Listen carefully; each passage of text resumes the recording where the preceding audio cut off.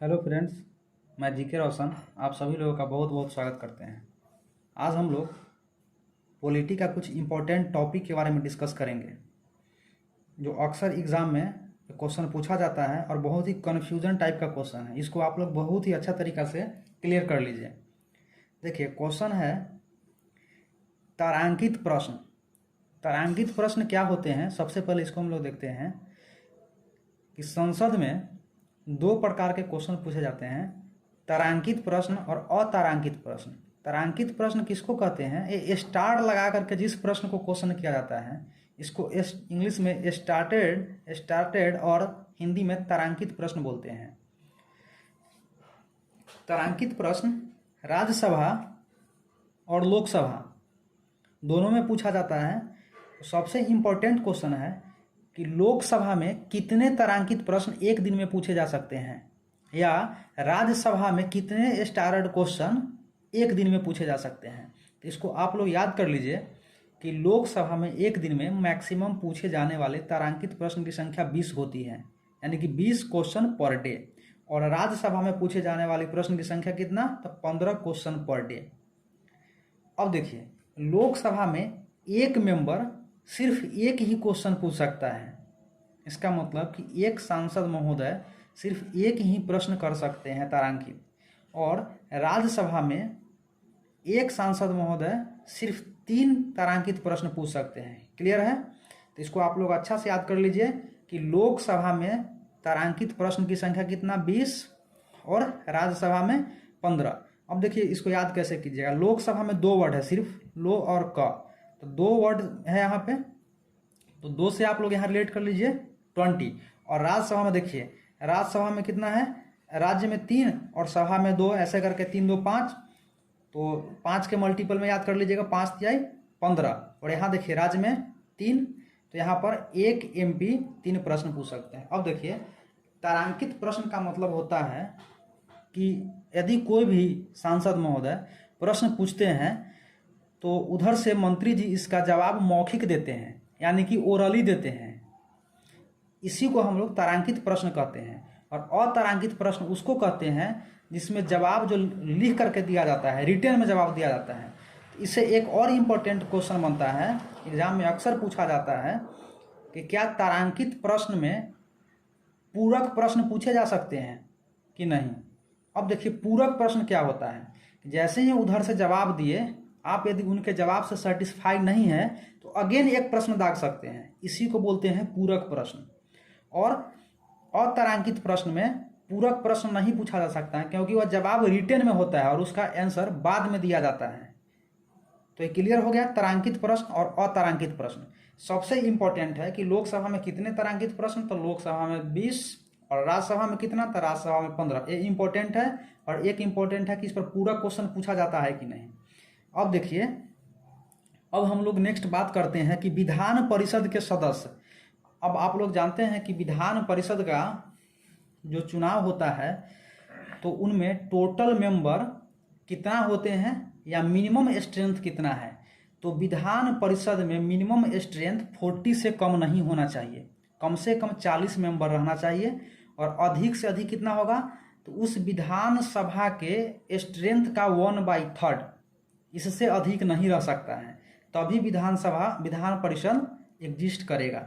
अब देखिए, तो विधान परिषद में जो टोटल मेंबर होंगे उसमें टोटल मेंबर कहाँ से चुन के आते हैं? तो उनका स्ट्रेंथ अलग अलग जगह से चुन करके आते हैं, एक जगह से नहीं आते हैं। अब देखिए क्या, तो विधान परिषद का जितना भी मेंबर होगा उसका 1/3 मेंबर नगर पालिका से चुन करके आते हैं। कहाँ से? तो नगर पालिका से। अब नेक्स्ट है, फिर 1/3 मेंबर कहाँ से चुनेंगे? तो ये विधान सभा का जो मेंबर है वो लोग चुनाव करेंगे। तो 1/3 तो नगर पालिका से और 1/3 कहाँ से? तो विधान सभा के जो मेंबर है वो चूज करेंगे। अब देखिए, अब 1/12 ग्रेजुएट स्टूडेंट करेंगे। कौन सा करेंगे? Graduate student. और 1/12 टीचर लोग। 1/12 कौन करेंगे? तो टीचर लोग। अब इस टोटल को यदि हम जोड़ देंगे तो 5/6 होता है, तो बच गया रिमेनिंग कितना? तो 1/6। अब 1/6 मेंबर को राज्यपाल मनोनीत करेंगे। यही इंपॉर्टेंट अक्सर पूछा जाता है कि राज्यपाल कितने सदस्यों को मनोनीत करते हैं, तो 1/6 को। अब इसको याद कैसे रखेंगे, देखिए सबसे पहले 1/3 का मतलब होता है मैक्सिमम, 33% हुआ अप्रॉक्स, तो 33% समझिए कि मैक्सिमम नगर पालिका से और मैक्सिमम विधायक लोग कर लिए। अब जो थोड़ा सा बचा वो लोग स्टूडेंट और टीचर मिलकर करेंगे। तो देखिए 12 दिया हुआ है, 1/12 का मतलब 12, तो बहुत से 12 और बहुत से विद्यार्थी, तो 1/12 विद्यार्थी करेंगे, तो टीचर भी बेचारे अपना विद्यार्थी कहीं बराबर करेंगे 1/12, तो बचा 1/6। अब देखिए ऐसे भी याद कर सकते हैं, 3 के मल्टीपल में चलता है 3, 3 और 3 दूना के 6, तो 6 को हम लास्ट में लिख दिए हैं राज्यपाल के लिए, नहीं तो यहाँ भी लिख सकते थे।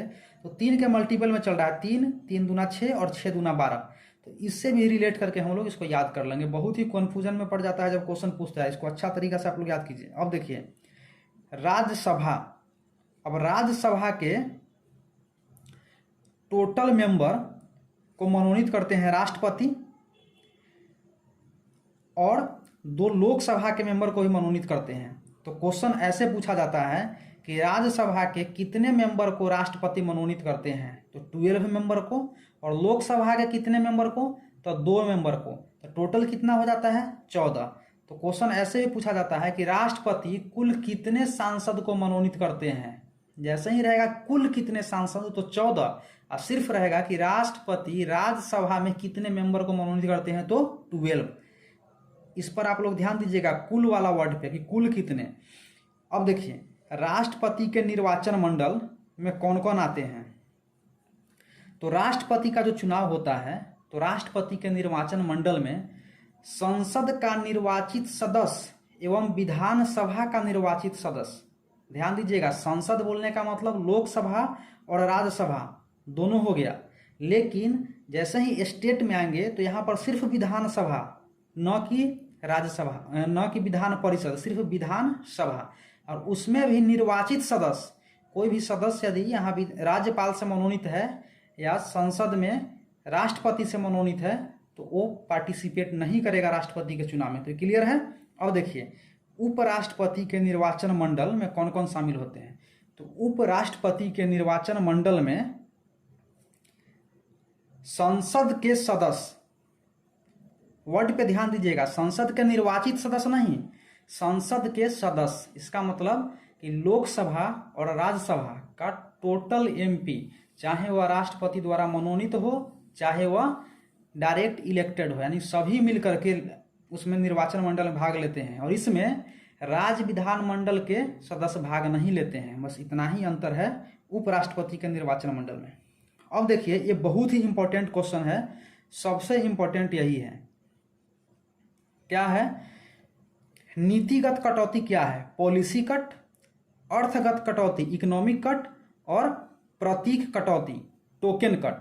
इसका मतलब क्या होता है कि जब कोई भी प्रस्ताव संसद में पेश किया जाता है धन निकासी के मामले में या कोई अर्थ इकोनॉमिक से, तो उसमें 3 तरह के कटौती प्रस्ताव विपक्ष के द्वारा लाया जाता है।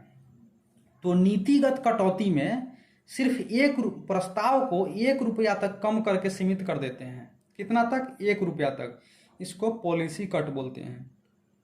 बस प्रश्न आप लोगों से इतना ही पूछेगा कि नीतिगत कटौती में कितना रुपया तक सीमित है, तो आप लोग याद रखिएगा सिर्फ 1 रुपया तक।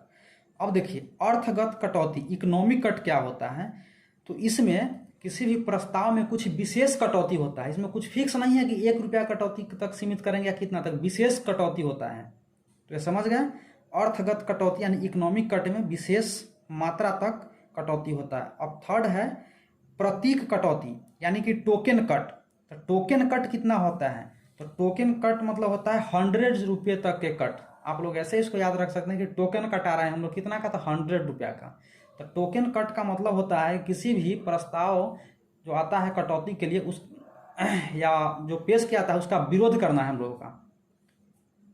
जो मंत्री लोग लाते हैं प्रस्ताव तो टोकन कट के द्वारा हम लोग उसका विरोध करते हैं, तो उसका मतलब है कितना 100 रुपया तक को कट करना, उसको बोलते हैं टोकन कट। यानी याद नीतिगत कट में 1 रुपया, अर्थगत में विशेष मात्रा में, और प्रतीक कटौती यानी कि टोकन में 100 रुपया तक के।